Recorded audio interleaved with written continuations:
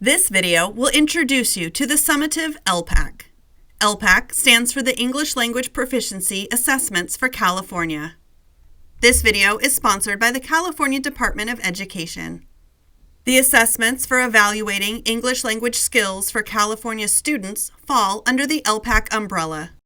The ELPAC consists of the General ELPAC, which includes the Initial ELPAC and the Summative ELPAC, and the Alternate ELPAC, which consists of the Initial Alternate ELPAC and the Summative Alternate ELPAC. This video focuses on the Summative ELPAC. The other videos in this series cover other assessments. Let's start with a brief review of some basics about the Summative ELPAC. What is the Summative ELPAC?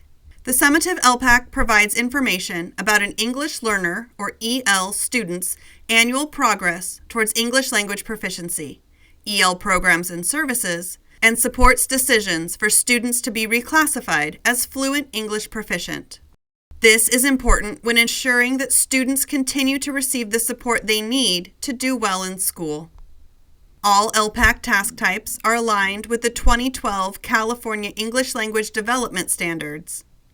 Knowledge and skills are assessed in 4 language domains: listening, speaking, reading, and writing.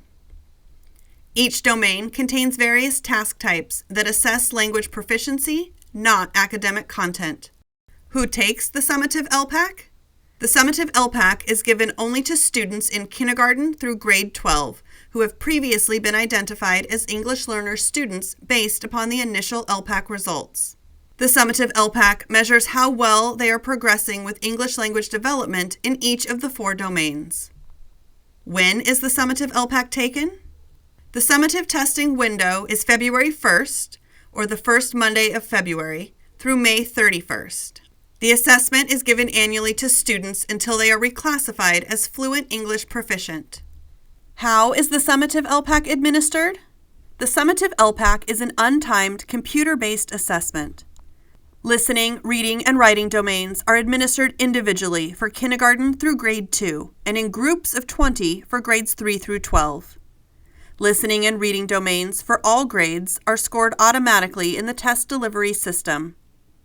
For the writing domain, students in kindergarten through grade 2 write their answer in their answer book, which are mailed to ETS for scoring.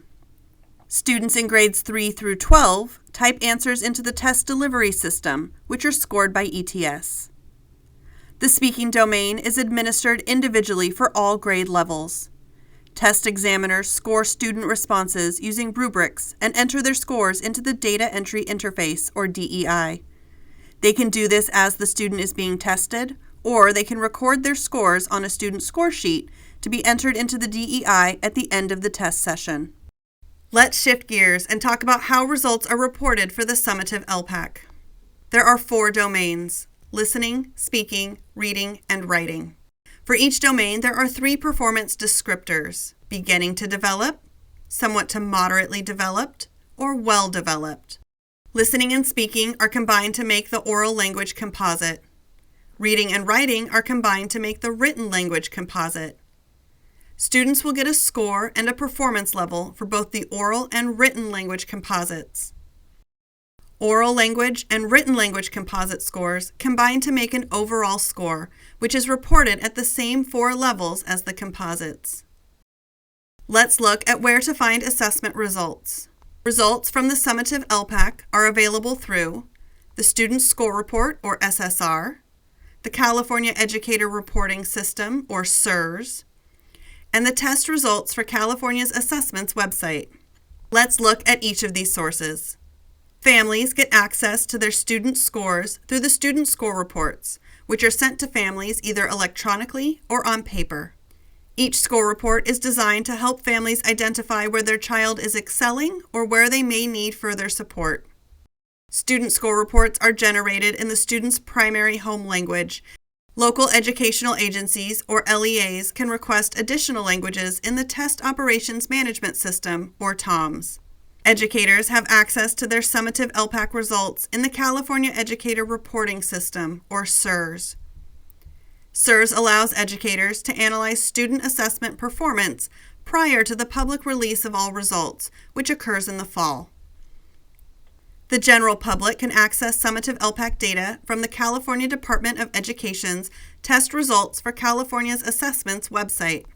The public release of data occurs in the fall. Since these results are public, they are aggregate results and no specific student scores are available. LEAs are strongly encouraged to start using their local assessment data for planning as soon as the results are available.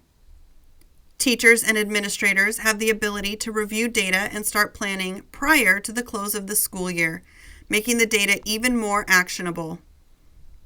Please keep in mind, when using summative assessment results, that they really provide the big picture and should always be considered in combination with other information.